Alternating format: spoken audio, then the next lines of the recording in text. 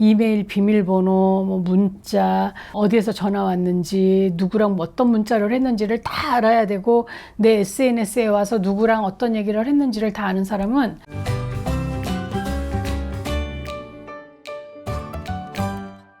안녕하세요 여러분, 배정원TV의 배정원입니다.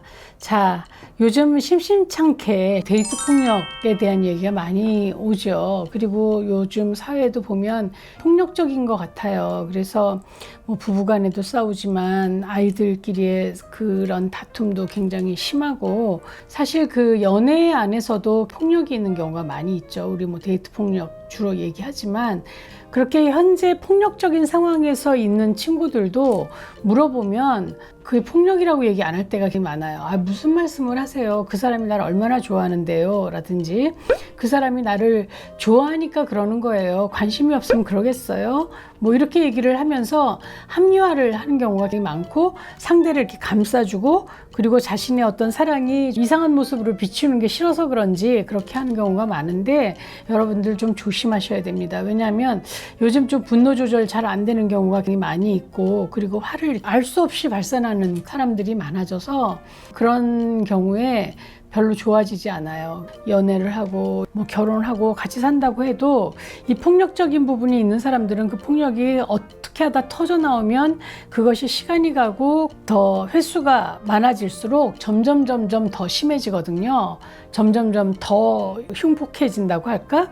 그렇기 때문에 폭력의 씨앗이 보이면, 싹이 보이면 여러분들 굉장히 조심하시고, 그리고 같이 상담 치료 나 이런 행동 치료를 받으려고 노력하고, 그게 안 된다 그러면 여러분 정말 고려해 보셔야 합니다. 폭력적인 파트너는 어떤 특징을 갖고 있을까요? 첫 번째는 지나치게 보호하려는 태도를 갖고 있는 경우가 많이 있습니다. 그래서 상대로 하여금 좀 착각하게 만들어요. 이 사람은 정말 나한테 아버지 같아, 내 오빠 같아, 이 사람 나의 모든 거를 다 알고 있어 라든지, 뭐 혹은 나의 모든 것을 다 자기가 대신해 주려고 해 라고 생각하는 경우가 많이 있단 말이에요. 이 사람을 보호하는 거에서 더 나아가서 나중에는 친구를 못 만나게 하는 경우도 있어요. 왜 꼭 걔를 만나야 돼? 뭐 그 친구 만나서 좋은 게 뭐가 있어? 라든지, 왜 지난주에도 만났는데 이번에 그 친구를 또 만나? 막 이러면서 간섭을 하는 거죠.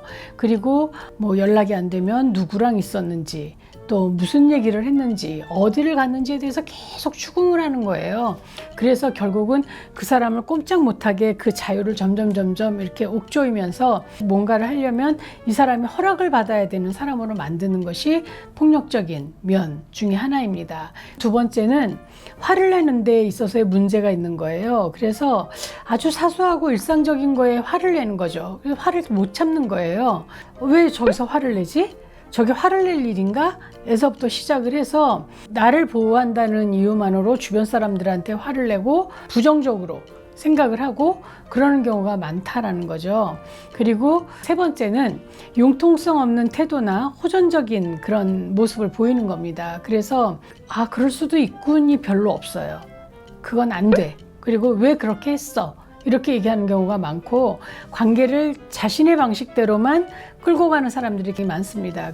하다못해 나는 친구들한테 내가 사귀는 사람을 다 알리고 싶고 그 사람하고의 관계를 오픈하고 싶은데, 이 사람은 그걸 별로 안 좋아하는 거예요. 그래서 다른 친구들하고 소개도 안 하고 만나지도 않고 친구들도 만나주지 않습니다. 그러면서 관계를 자기 방식대로 자기가 만나고 싶을 때 만나는 경우가 많고, 만나기 싫을 때는 또 어떤 이유를 들어서라도 안 만나고, 관계가 두 사람이 상호작용을 하면서 끌고 가는 게 아니라 자기 주도하에서 자기가 원하는 인생을 그 친구도 가는 것처럼 그렇게 그 융통성 없게 하는 경우가 많이 있습니다. 그리고 뭐라고 하면 막 화를 내고 호전적으로 하기 때문에 사람 주눅들게 하고 겁이 나서 더 말을 못 해보게 하는 그런 경우인 거죠. 그리고 극도로 비판적인 태도를 갖고 있는 경우가 많이 있어요. 그렇게 생각하지 않을 것도 막 부정적으로 생각하고 아주 나빠, 못됐어, 이런 얘기를 훨씬 더 많이 하죠.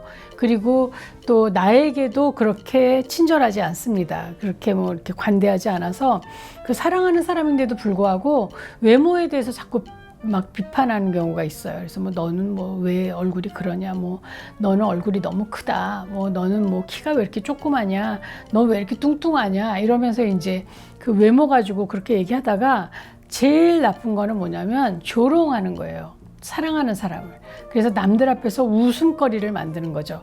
그러니까 자기가 굉장히 유머러스하다라는 걸 보여주기 위해서 내가 사랑하는 사람을 희생양으로 삼는 경우도 많이 있습니다. 내 파트너가 만약에 날 너무 꼼짝달싹을 못하게 하고 그리고 일상적으로 너무 쉽게 화를 내고 그리고 그 관계를 너무 자기 위주로만 끌고 가고 나한테 막 나무라고 비판하고 조롱까지 한다고 하면 여러분은 정말 그 파트너하고 계속 가야 될지를 심각하게 고려해야 한다는 거죠.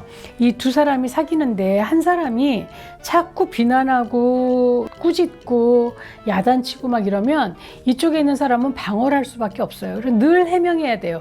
사실은 그게 아니고 내 말이 이런 식으로 왜 내가 그렇지 않다라는 걸 계속 이렇게 얘기를 해야 되다 보면 결국은 왜 잘못했다고 말 안 해? 미안하다고 왜 말 안 해? 그 추궁을 해서 늘 미안해.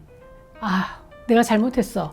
이 얘기를 늘 입에 달고 살아야 되는 거죠. 처음에는 관계를 좋게 하기 위해서 그냥 그래 내가 미안하다고 해줄게 였지만 이것이 계속되다 보면요 자기가 굉장히 자존감이 떨어져 버려요. 그래서 뭘 해도 자신이 없고 나는 굉장히 바본 것 같고 이렇게 만들어 버리는 거예요. 그래서 미소니스트라고도 얘기를 하는데 능력 있고 실력 있는 그런 사람을 바보같이 만들어 버리는 파트너들이 있습니다. 그런 경우에 이제 미소니스트 이렇게 얘기를 하는데 여러분은 여러분들의 파트너가 나에게 관대한지 그리고 보호하려고는 하지만 적당한 자유를 인정하는지 그리고 자기도 인정하려고 하는지 이런 것들을 좀 살펴볼 필요가 있어요. 이메일 비밀번호, 뭐 문자, 어디에서 전화 왔는지, 누구랑 어떤 문자를 했는지를 다 알아야 되고 내 SNS에 와서 누구랑 어떤 얘기를 했는지를 다 아는 사람은 그 사람은 정말 나중에 혹시라도 헤어질 때 안전이별을 못하게 될 수도 있어요. 지금도 굉장히 위험하지만 그렇기 때문에 내 파트너가 폭력적인지는 예민하게 볼 필요가 있습니다. 폭력의 사이클은요, 가정폭력도 그렇고 데이트 폭력도 그런데요, 한번 폭력이 일어나고 나면 조용해져요. 조용해지죠. 그때 되게 잘하는 남자들이 또 많아요. 그래갖고 여러 대 때리고 욕하고 그렇게 해서 상대를 정신없게 만들어 놓은 다음에는 미안해 내가 너무 잘못했어 이제 다시는 안 그럴게 그러고 막 옷도 사주고 맛있는 것도 사주고 막 이러면서 잘하는 거예요. 그리고 나서 그 시간이 좀 지나면 또 점점 긴장감이 형성이 됩니다. 이거 뭐지? 언제 터질지 모르겠다 라는 생각이 드는 거죠. 이 사람이 갑자기 화를 내면 어떻게 하지? 이러다가 갑작스러운 구타나 또 폭력 행동이 일어나고 그리고 또 허니문이 또 생기고 그동안은 또 잘해주고 이렇게 되는 거죠. 그래서 어떤 사람들은 때렸지만 잘해주고 사과하기 때문에 이 사람의 의도를 의심하지 않는 경우도 있어요. 하지만 그거는 자신이 그 사람을 때렸다는 거에 대해서 이렇게 왜 무마하기 위해서 유화된 제스처를 취하는 경우가 많이 있기 때문에 여러분들 조심하셔야 됩니다. 그래서 이 폭력의 사이클이 계속 돌아가다 보면 이 긴장감 형성 시기를 이 사람이 못 견디는 거예요. 물론 폭력은 여자도 남자도 할 수 있지만 이걸 못 견뎌서 결국은 자기가 건드리고 맙니다. 근데 맞아요. 맞으면 이제 휴지기가 쉬는 동안 있잖아요. 허니문이 있잖아요.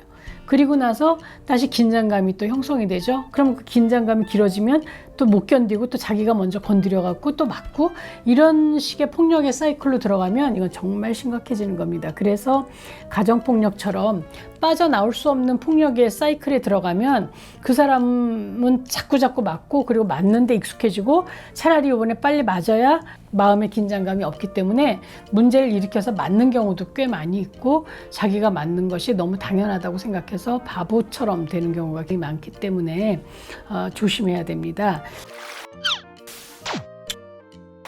이 폭력의 피해자들이 좀 알아둬야 될 게 있는데요. 물론 저는 데이트 폭력이라고 한다면 이 사람이 되게 폭력적이다라는 걸 안다면 그 사람하고 빨리 끝내는 게 맞습니다. 그런데 사실 인간관계가 그렇게 금방 끝나지는 거 아니고, 그리고 또 그 사람이 노력할게, 조심할게 그러면서 이제 상담을 받아보거나 뭔가 태도를 변화하려고 애쓰는 경우에는 그 사람 옆에 있게 된단 말이죠. 근데 그럼에도 불구하고 여러분들이 조심하셔야 될 거는, 일단 내가 그런 어떤 이 사람이 폭력적이 됐을 때 나를 좀 구해줄 수 있는 사람의 리스트를 좀 갖고 있는 게 좋아요.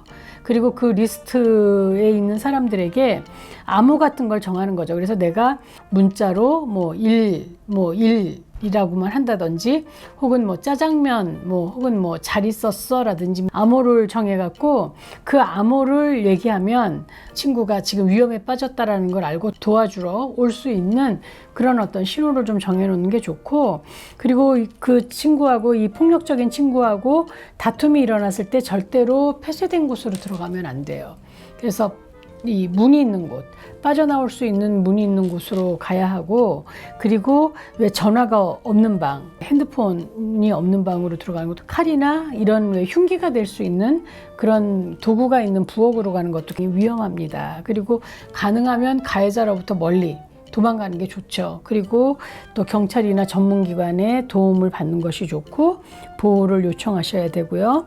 근데 정말 문제는 그런 폭력이 있어도 적절하게 경찰의 도움을 받을 수 없을 때가 더 많다라는 거예요. 그래서 사실은 나를 그런 관계에 두지 않는 게 제일 좋은 방법입니다. 그리고 가해 증거를 좀 보존하고, 또 의학적인 조치는 반드시 취해야 되죠. 그래서 멍이 들었다든지 찢어졌다든지 그러면 두지 말고 치료받는 것이 굉장히 중요합니다. 자, 이런 얘기를 하고 나니까 마음이 참 무거워지는데, 어쨌든 폭력이 있으면 전 그건 사랑이라고 보지 않아요. 그리고 사랑하는 가운데 내가 내 분노를 못 견뎌서 상대한테 그랬을 뿐이라고 말하고 싶겠지만, 사실 그렇게 내가 상대를 힘들게 하고 불안하게 하고 위협한다면 그 상대를 놔주는 게 맞다라고 생각을 해요. 물론 그 사람은 그렇게 하고 싶지 않고 생각도 할 수 없겠죠. 왜냐하면 폭력을 쓰는 사람들이 의외로 의존적인 경우가 굉장히 많이 있거든요. 그래서 이 사람이 떠날까 봐 두려워서 그런 경우도 많고, 또 뭐 주도권에 대한 그 힘에 굉장히 예민한 사람도 많지만, 어쨌든 여러분들은 그런 상황에 여러분을 두어서는 안 됩니다. 사랑이란, 아니 사랑이 없다고 하더라도 꽃으로라도 누구를 때려서는 안 되는 것이기 때문이죠.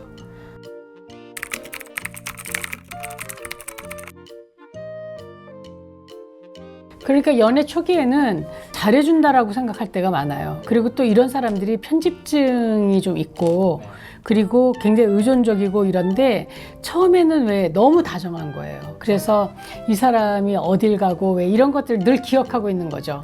그리고 이 사람이 좋아하는 음식의 취향이라든지 만나는 사람이라든지 예민하기 때문에 다 기억을 하고 있어서 그걸 관심이라고 생각하기가 쉬워요. 그래서 나한테 얼마나 관심이 있으면 내가 커피를 먹는 비율이라든지, 좋아하는 음식 주문해 준다든지, 혹은 뭐 내가 좋아하는 친구가 누구인 줄 안다든지, 며칠 날 내가 누구를 만난 걸 안다든지, 이렇게 하면서 그 사람이 나를 굉장히 좋아해서 관심이 많아서 그렇구나라고 생각할 수 있는데, 위험 사인일 수도 있어요. 그래서 정말 친절해서 음식의 취향이라든지 친구의 취향을 존중하는 걸 수도 있지만, 그거는 시간이 좀 지나면 금방 알아요.